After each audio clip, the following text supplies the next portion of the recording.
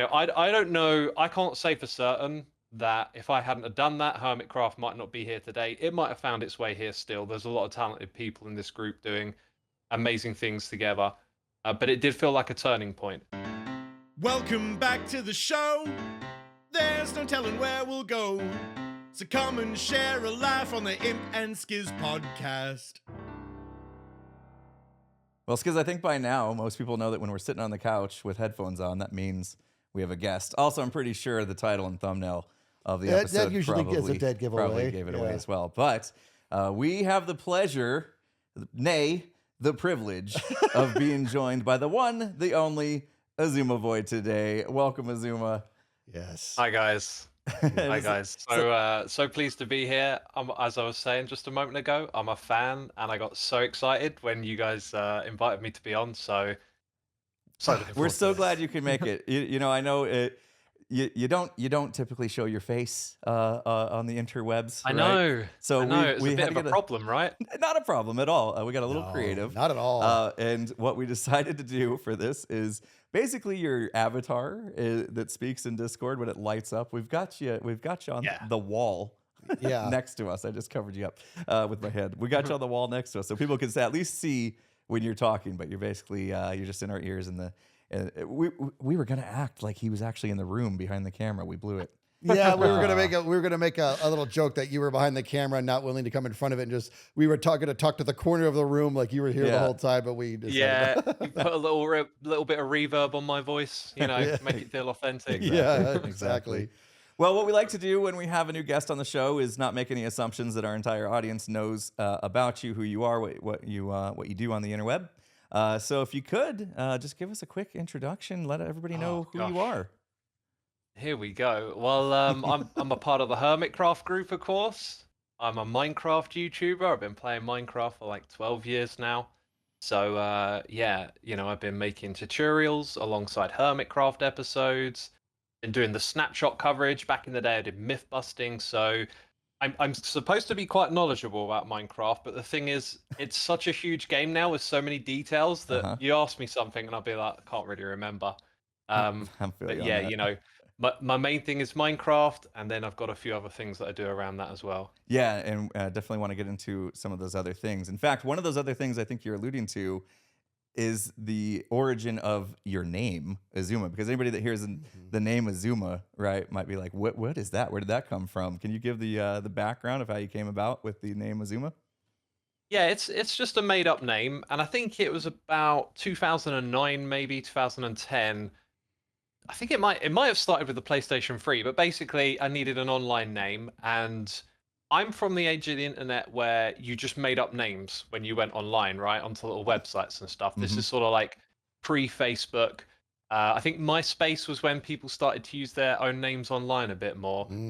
But anyway, I'm used to making up an avatar name, so what am I going to do? I love music, so I look at the word, I flip it around, change the C to an X, and it's like halfway there. Put an A on the end. Aha! It looks like you would say Xisuma.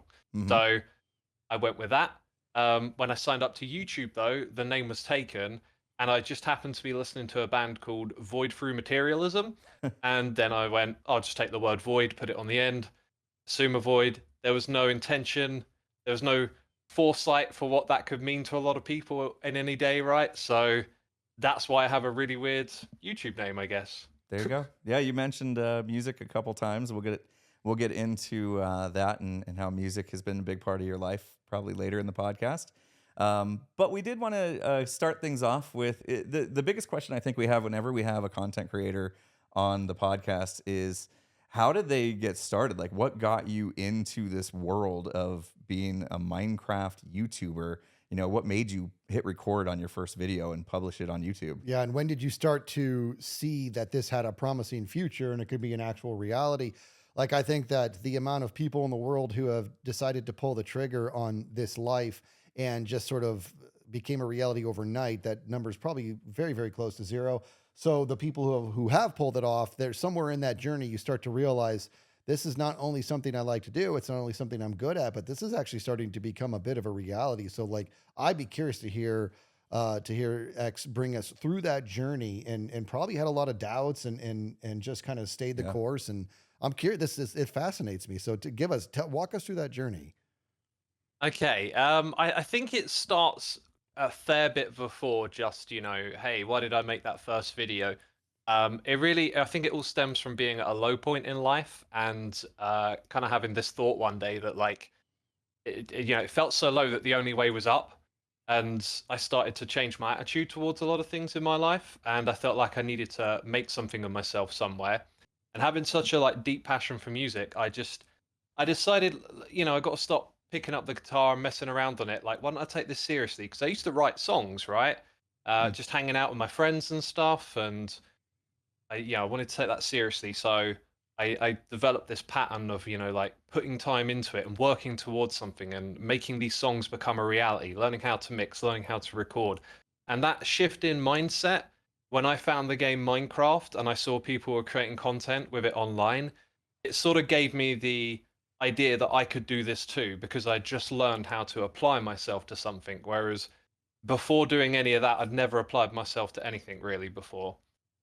So this whole Minecraft thing is kicking up, and I was watching tutorials, and people would do stuff like record in the dark, and I don't know, you start a video and they tell you about like why they haven't uploaded in a couple of weeks. It's like I clicked on this because it said slime farm tutorial or whatever, So I felt like there was room there to come in and do this, and so the first videos that I made were quite to the point. They were tutorials, they were laid out with sections. I didn't talk yet. But, if you clicked on that video, you got exactly what you wanted, basically. So I actually had a very fortunate start of basically hitting the ground running, because not only did I put those videos up online, I also went and like posted them in various forums that I was already active in, which is something you can't really do today, but back then I think things were more innocent and no one thought of sharing videos of like, oh, you want to be a big YouTuber or anything. Like I didn't even want to be a big YouTuber. I was just like, well, I've made this tutorial, so why don't I share it with people? So I hit the ground running, and the first video, I think it got like 1,000 views in a few days. Wow. Which is huge back Wow, then. Like I couldn't believe it. Yeah. Yeah. YouTube's sending you all these emails every time someone subscribes as well. Yeah. So immediately I was into it, but no idea it could be a career. No, I wasn't thinking about it into the future. It was just like, this is fun, I'll keep doing it. And then at some point I started talking, and then you started connecting with other people in the community, and it started to get a little bit more serious. And then the point where I think it started to become an idea that you could do this for a job or whatever, or it could be something big in the future, was probably joining Hermitcraft around that kind of time. It really started to feel like you were a part of something special. And this is when Minecraft was going on, and Minecraft was huge. So joining Hermitcraft was like, oh my God, an opportunity to do that really cool thing where creators come together and play. And I think it was like about 6 to 9 months of being on Hermitcraft that things changed with my employment in a really bad way. And I started to make money from doing it. And that's when I quit my job and thought, okay, I'm going to give this a try. So I didn't really have any like big moment of seeing a career or a future. It just kind of like happened. It just sort of rolled out, and one thing led to the next. But I'd say it was all driven by that shift in attitude about wanting to make something out of yourself and create something. And then that just gave me the drive at the beginning to keep creating content, and then started to make money from it. The circumstances changed. It became my job. And then here we are now, Wow. Yeah, like 12 years later. This is years. fascinating to Wow. hear, and to hear that he started off by saying that he's a fan of this podcast, which is just what an honor it is to hear you say that.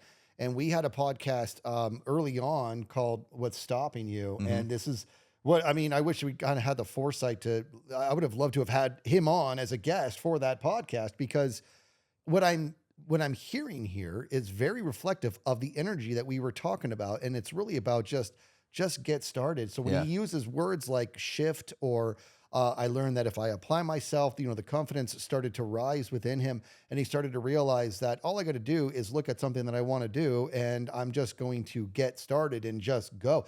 That's what that podcast was huge about. And I don't, X, for the record, I don't think that you had like you did this whole thing. I'm not insinuating that anything about that journey was easy or that it just happened for you or that all of a sudden you were just like, hey, I'm awesome now. But the fact that you're able to do that shows a certain degree of his character that's not only admirable, but something to be learned from. Yeah. And now there's a big part of me that's like, boy, what else has he got going on that I don't know about? You know what I mean? So I think we're gonna have some fun diving into that. Yeah, you definitely you do a lot. I was just thinking back as you started mentioning some of the things early on in your journey and collaborating with other YouTubers is at least when you first get started, it still is to this day, really important to do as a YouTuber to try to collaborate and basically get more eyes on your content. Helps that way, right? I remember one of the big things that I saw, and then probably the first time I ever saw your content was when you joined Doc M on his world. I think it was his world tour with Doc M, he called it. And he actually used, I think, one of your tutorials. It was like a animal farm of some sort. I can't remember. And he let you come on his world, and he would like show you that, hey, look, I built your farm that you did this tutorial on. And I was a big Doc M fan at the time, and I was watching, and I was like, who is this guy? And then I looked, and I was like, whoa, he's got all these great tutorials, and he does a really good job. And they were really high quality. Like at the time, you're right. Like the people that were just throwing videos up, they come up with a good idea, but they had no idea how to actually format a video and make it like a good presentation. And I saw right away, I was like, okay, this guy knows what he's doing. There's no fluff. He gives you what you came for, and he makes it accessible. You know what I mean? Like everything you did was like not overwhelming for a new like Minecraft player, Redstoner like myself. Yeah. And immediately I hit the subscribe button. So it was working for you, man, for sure. Wow, that is so cool to hear that's how you found me. I did not know that. That moment with Doc M was huge for me because before I had started making those first videos, like every day I'd come home and I'd want to watch my Doc M's World Tour video, right? Like there were 3 that I watched. It was Static, Etho, and Doc, but Doc's World was just, I loved it. And because obviously I'm watching him, he's trying to make animal breeding contraptions, and he puts out this challenge to the community, and I managed to like solve the problem of creating this animal breeding cell. And that's how we like first connected through that sort of video to video collaboration. I'll tell you what, man, like I will always remember it, just like getting home one day, watching his video, and then it's like my name comes up and he's, Xisuma Void has found out how to put the animal in the minecart and all this. And it was such a huge moment because you were like being a part of this new organic thing with this incredible game that was unlike anything anyone had seen before, Yeah. So from there, I started to build up a reputation as being the animal breeding guy. I kind of just kept tinkering around with those contraptions, making them better over and over again. They're strangely really redundant now because they went from being, labyrinths of redstone and minecart tracks to, we can just drop these animals into a 1x1 hole and breed them, Yeah, things have changed. That's where they've gone to. I kind of had a similar path with my channel as well, in that I had a gold farm that was on my channel, a tutorial for a gold farm. And next thing I know, that gold farm ended up in Doc's world. Mm-hmm. And I got the same kind of shout out on it. And that's when I started seeing a rise in subscribers as well. So Doc has been pretty responsible for our channels kind of like getting that boost to kind of get off the ground, I suppose. And that's big, right? Like that's a big thing for YouTube. Sometimes it's hard to just get past that first like 1,000 subscribers. I remember it just being a long slog to get there. It's also super different today because back then all of this that we're talking about was really organic and very much driven by our passion of Minecraft.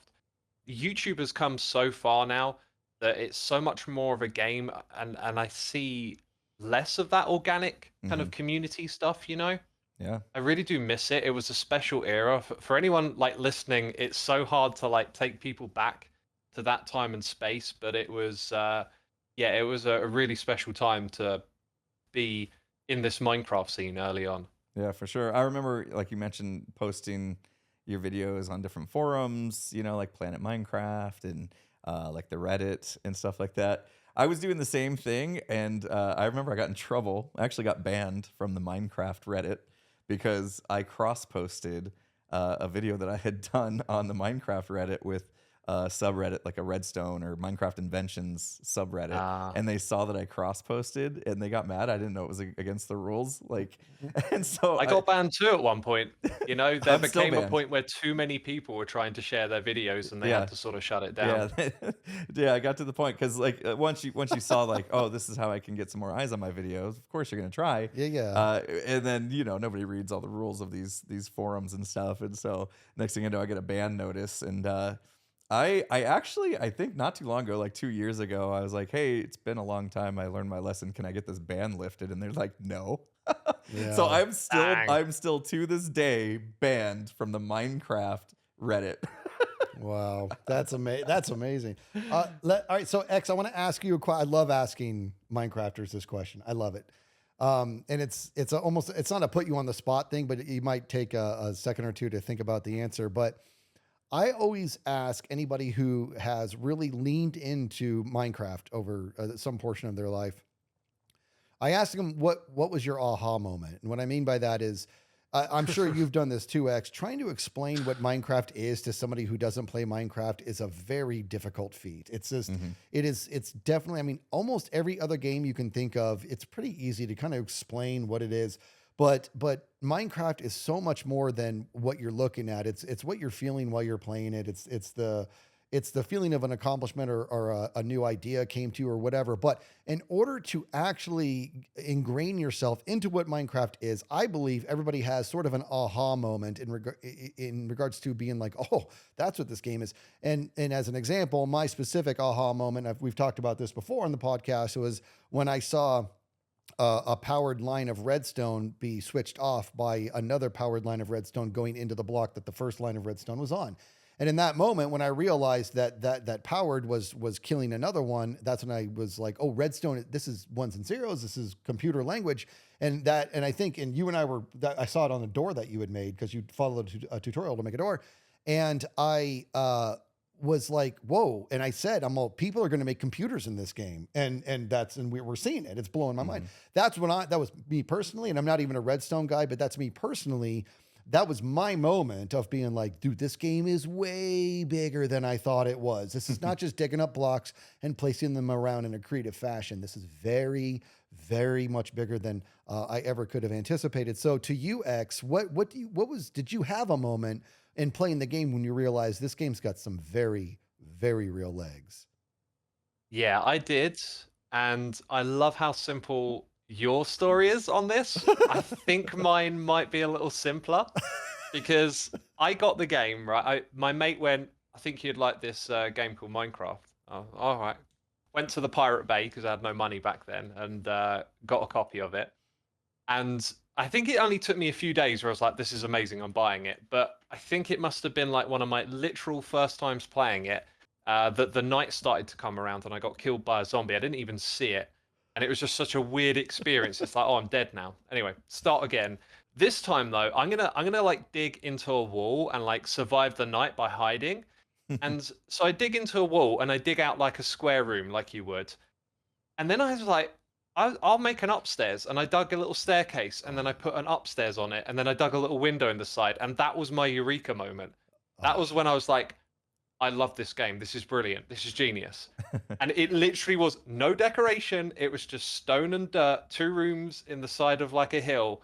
And I was hooked from that point on because I just realized this game was all about manipulating the world. Yes. Like all of those blocks are for you to shape in the way you want to see them. Yes. And I got that so quick early on. And then I discovered redstone and it was like down another rabbit hole. And there was just endless stuff to do in the game. I loved it. And I don't see that response as being, simpler, if you will, by any stretch.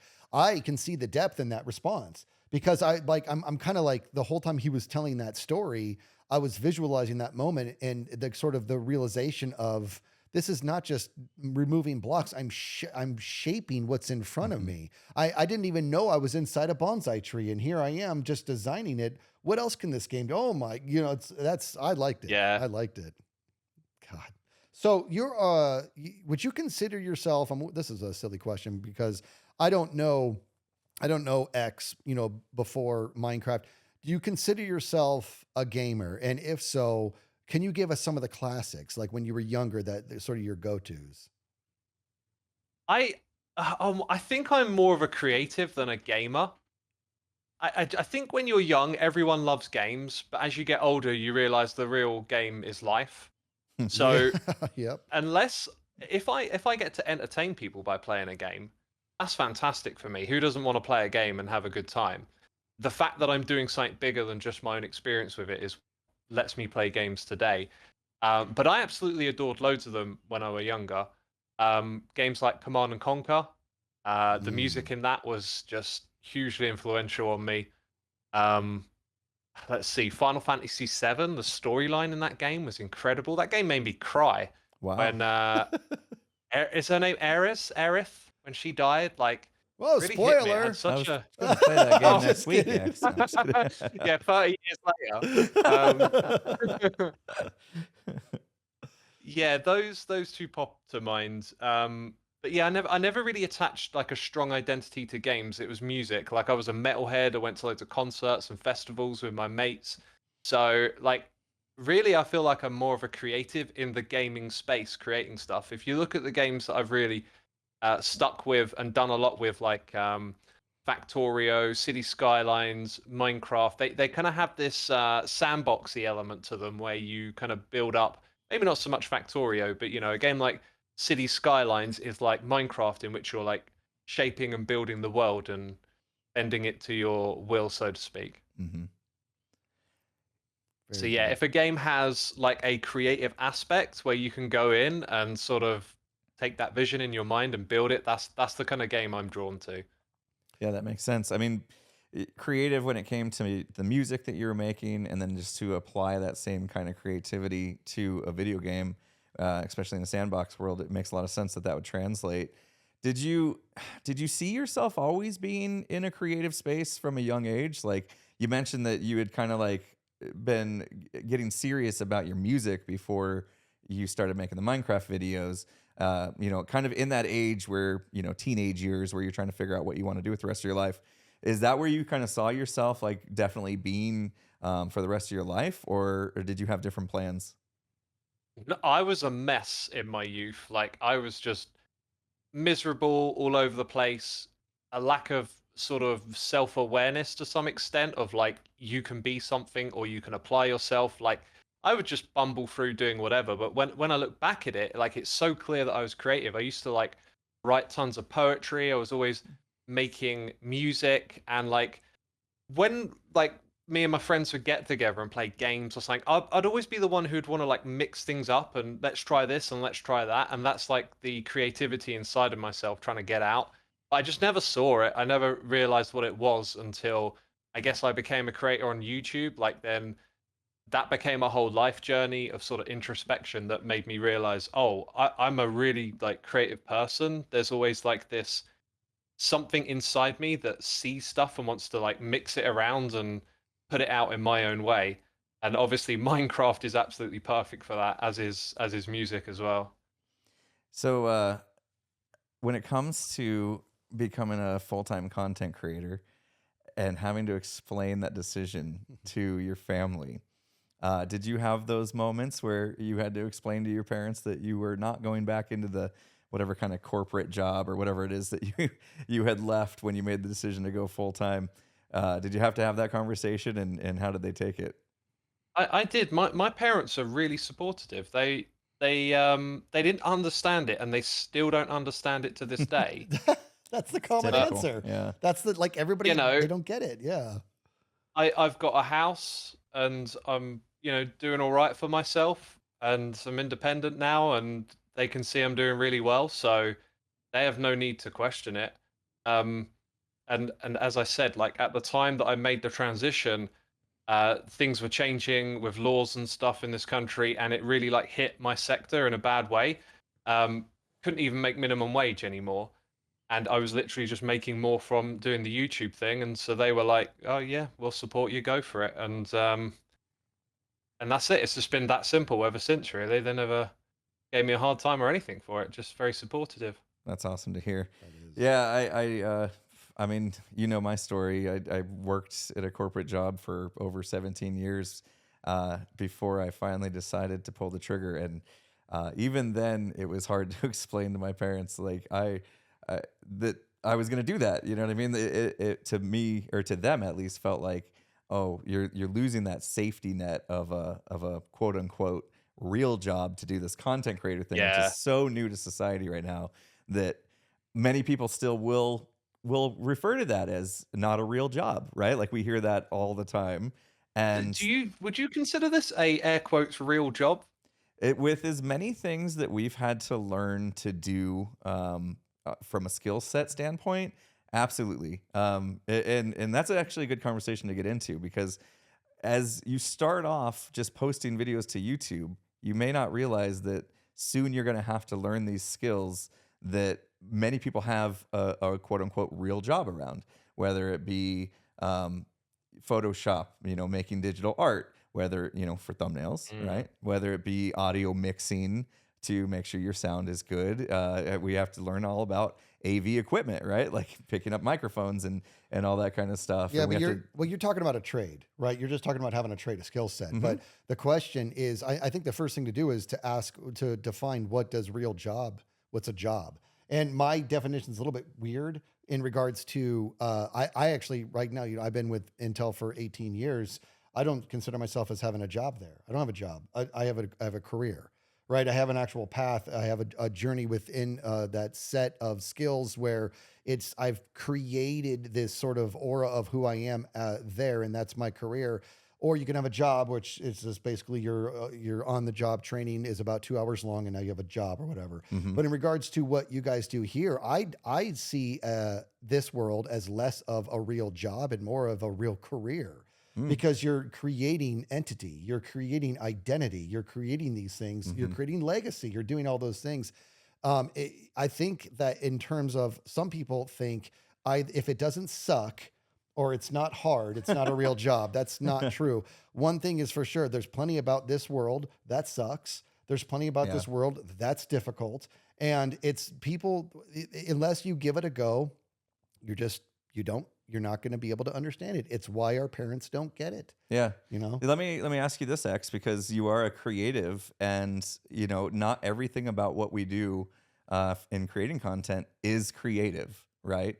There's a lot of technical stuff to it. There's a lot of other things that require, a lot of more corporate-y type disciplines, meetings and sponsorships and doing all that kind of stuff.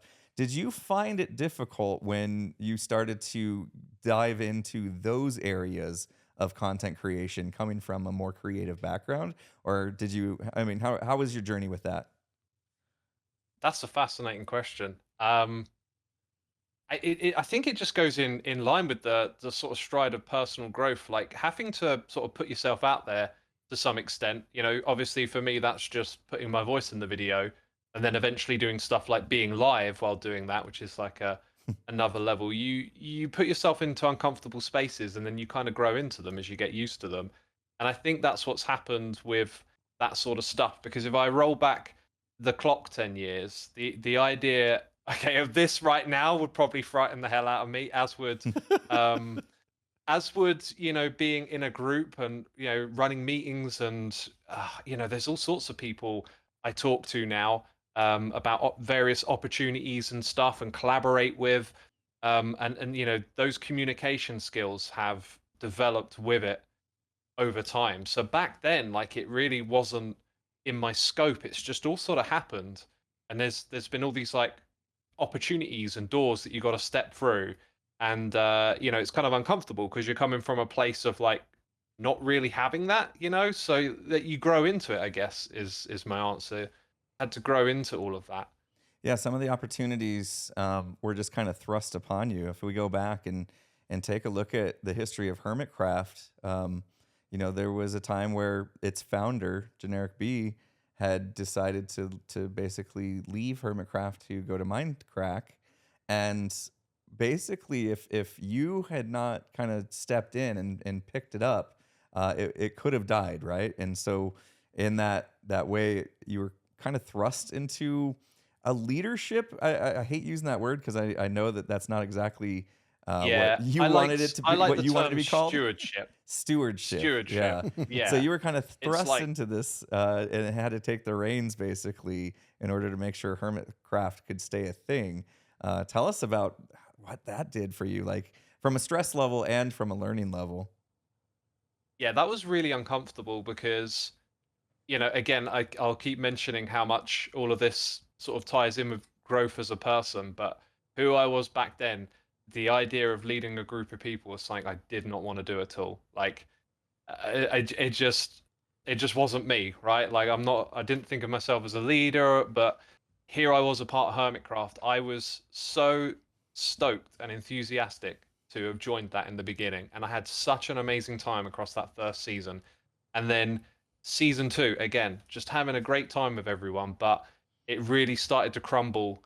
There were a lot of people coming and going. There wasn't any leadership. It was all a little bit chaotic, and activity could die down. And it really felt to me like if this ship isn't guided, it's just going to crash and fall apart. And I felt so bad about it to the point where I just, I didn't want to walk away from it or anything. So I just thought, right, I'm going to have to give this a try. And I remember just feeling incredibly nervous about bringing everyone together to say, look, can I lead this thing forwards? Because we need leadership. If like Hmm. some direction is better than no direction, right? Mm-hmm. And fortunately, everyone embraced me. And I don't know. I can't say for certain that if I hadn't have done that, Hermitcraft might not be here today. It might have found its way here still. There's a lot of talented people in this group doing amazing things together. But it did feel like a turning point. It felt like after that, we became a much steadier group with some sort of direction for our future. Well, I'll tell you, my perspective on that is, SMPs come and go every day, right? There's always this idea of people that, let's get a group of people together and it lasts for a week or two and then it doesn't, and then it falls apart.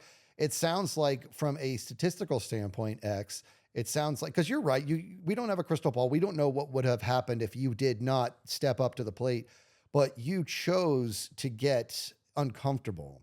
You chose to go do something that everything about your being was saying, I don't want to do this. But your mind and your heart were said, you know what? That's just too bad. This is what this group needs. And from a statistical standpoint, I believe if you did not step up and do that, we're not having this conversation right now. Hermitcraft is something that nobody even knows was ever a thing, if for only a blink of an eye. And again, to kind of get in X's corner, we don't know. I could be wrong here, but just because of the human nature and that it's very, very, it's hard for a group of people to come together and just be successful when there's no real proper guidance, there's no infrastructure to it. And when you were recognizing a sinking ship and you got busy, you got busy and you made it into an unstoppable one, and that's extremely commendable. So again, you might be right. Maybe somebody would have picked up the reins, but from just a probability standpoint, maybe not. You know what I mean? So Yeah. phew, that's interesting. Those are very kind words, and I appreciate them immensely. I always find it really difficult to just accept when people are saying nice things. My mind starts to think of reasons why it might not be, but whatever the reason is, I'm so glad that Hermitcraft is, still around today, because we Yeah. have just such amazing times, and we've reached so many people as well. I mean, back then when I made that decision, and wanted to keep things going, I had absolutely no idea it'd reach some of the heights it has today, right? Like, things over the last few years have just been incredible to be a part of. Yeah, And it was definitely fantastic to be able to like help people through the pandemic. Like that was a Yeah. big one for me. And I don't know if you remember X, but we had a meeting that happened right after like basically everybody's like lockdowns were happening, right? And we kind of started talking as a group about what that meant to our viewers. And we realized that they were going to be looking for an escape. They were going to be looking for a vibe that they needed to feel, happiness, be entertained, be taken away from their current situation, because it was a real downer, right? The pandemic was a real downer. Everybody, you couldn't do what you wanted to do. You couldn't see your friends outside anymore and all that kind of stuff. So we knew that they'd be kind of turning towards content online, and we felt like a big opportunity to give that to them in droves. Like we decided as a group that we wanted to make as much content together and and show like a happy vibe to our audience. And I remember you being very passionate in those conversations, and just the way that you cared about your audience and their mental well-being was something that I'll never forget. Like that was like my first Xisuma is a genuinely great human being kind of aha moment. And so, yeah, I know you don't always enjoy getting the kind words. I find it so hard, man. but I appreciate it. that I was almost don't know what to say. it was I just remember like, that meeting. yeah. So do I, like vividly. And that was for me, that, like I said, the moment then I really understood who you were. Because a lot of times when we get together and we talk, it's just like business. You know what I mean? It's like, what project are we going to work on together? And this was like human nature stuff, like who we are as people. And that's when I was like, this is a good deal. The situation put us in a novel place where all of a sudden the main motive wasn't content. Well, it was weird because the answer was more content, but like, you know, it was like, this thing's happening in the world, we're in a space where we can help people, and like, let's go for this, you know, let's help people through this. Well, the pandemic put the whole lot of you into a space of breaking down, forcing down that fourth wall. Right? Everything had been content that you made together, and then you posted, how did it do? Okay, on to the next one. But then it got to a point to where you guys were like, okay, the world just flipped upside down. Everybody is going to be seeing what they can do in regards to doing their part. Where do we play in this space? And you guys were able to kind of reach I don't know, I want to like reach a new level of humanity in the content creation world that's worth addressing. It's worth acknowledging. And that, it feels like that vibe, that energy's just continued and continues to continue. I mean, I go to what Scar did with the, you know, leading the effort for the, and I know it was a lot of people involved, but Scar was the tip of the sword and leading the effort in the go-kart thing. And that's a huge thing. So in all of this, actually, I'm actually enjoying making X uncomfortable. All of this goes back to X saving the ship. Right. You know what I mean? I mean, really think about that. Like this is a very big deal. I might be leaning a little bit too much into making him uncomfortable because I'm enjoying this moment, but I feel also justified in doing it because I'm not BSing anything. I feel confident that my assessment of that situation is very, very accurate. And look at where it went. And what's more is just try to imagine where it's going. You know, it's just, if with the right leadership, with the right attention, this Hermitcraft ship can keep going for you guys. It can keep flying. It can keep doing its thing. And I'm excited to see what the future holds, because the past up until now, the Hermitcraft train has been so very promising. Yeah. You know, let's talk about that, X. I'll run something by you here and get your thoughts on it. So you mentioned 12 years, right? You've been doing this plus probably. And we're on season 9 of Hermitcraft right now. Every season has been different and unique in its own ways. Do you feel like we can continue to have new ideas, impressive ideas that are going to reinvigorate the audience over and over again? Or do you feel like maybe we've starting to get down to the bottom of the barrel? Where do you feel after 12 years of doing this? You know, it's one of those ones where whatever I think so much like this, as you'll know, but like the whole crystal ball thing, where it's like we could feel like we've gotten to the bottom of that barrel, but keep going, and it's just what people want. Or it could be the flip of that. You feel like, you know, there's more that we can do, but people just don't buy into it, right? I think the core of what we do is maybe a little bit more about us these days than it is about the Minecraft game. And as I think Skizz, you pointed out just a moment ago, like the pandemic transformed us as a group as well. I think we were more Minecrafters, and post we're more of a community now with our audience. There's a stronger connection between ourselves and with them as well. And so I think people are watching maybe more for us and what we do together. So I think as long as we find ways to have fun together, I really think that's what will make future seasons of Hermitcraft, a air quote success or not, is that we have to really enjoy whatever the ideas we pursue are, I absolutely essentially. agree. I mean, after all this time, there's only so many ways you can make a carrot farm, right? Like we Yep. can't just and I love farming. Like farming's been my passion in Minecraft since the very beginning. But at this point, it's like unless I can bring some sort of like wild new idea that's never been thought of to farming, then it's just a matter of placing blocks all over again, like I did the season before. You know, it doesn't. There's not a lot of passion behind it. Where the passion comes from is in some of the stories that we can tell, some of the journeys we can go on together and bring our audience with us. You know, it's like crazy concepts that have arisen, like when we did the Empires crossover. Like that was maybe the first time in history, at least that I know of, at least big SMPs have come together and intermingled the way that came about.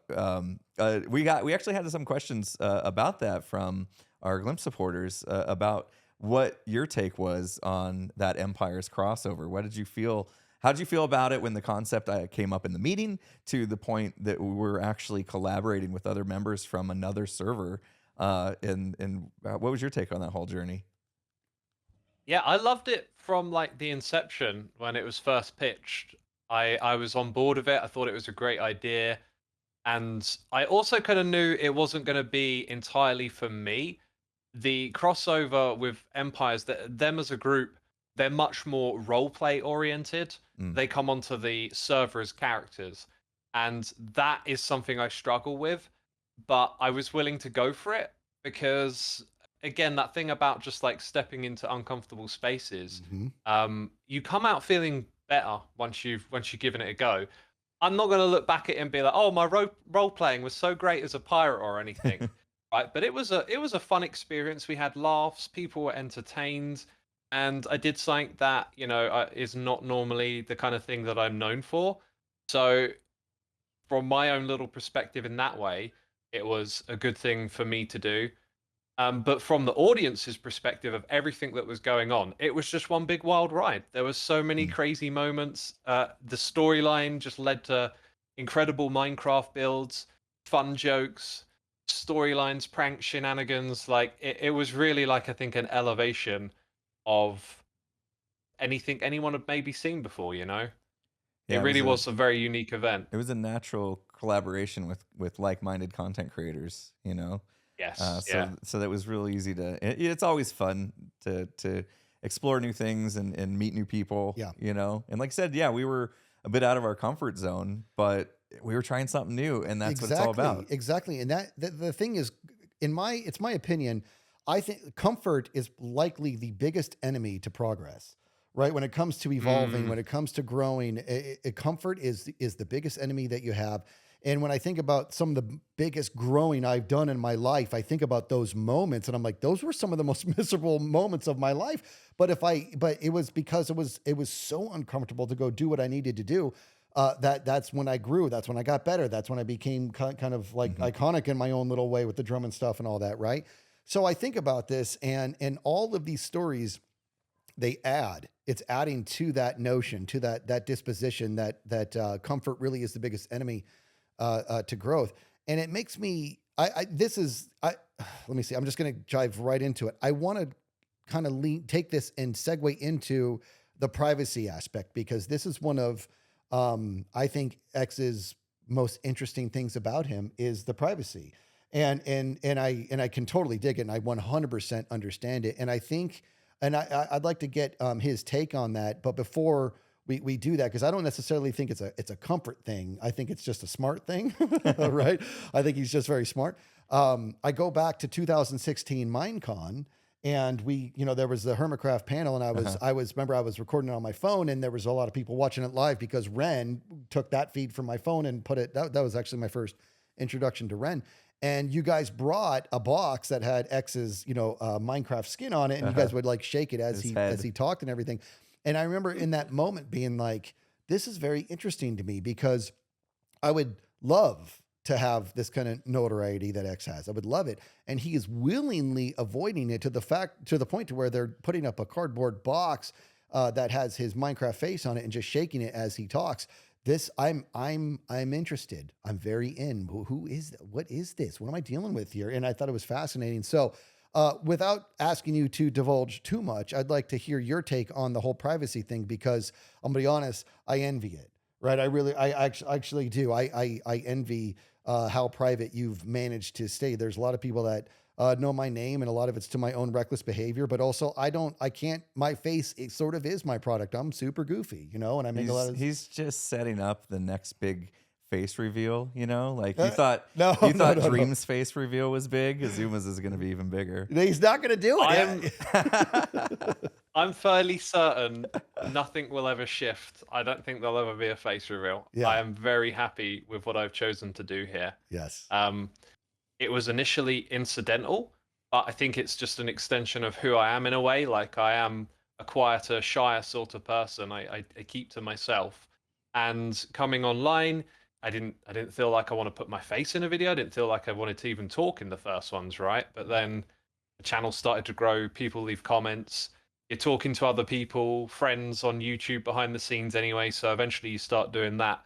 But yeah, I just never felt like I wanted to put my face in it. And I do come from like an age of the internet where people went online with different personas, right? Did I say this earlier, or was it when we were talking off camera that sort of MySpace era was when people started to shift to use their online names, like the actual, real names online. Right. Mm-hmm. But before that, everything was always aliases. And so you kind of talked to people who had names that would sort of hint at their interests and stuff.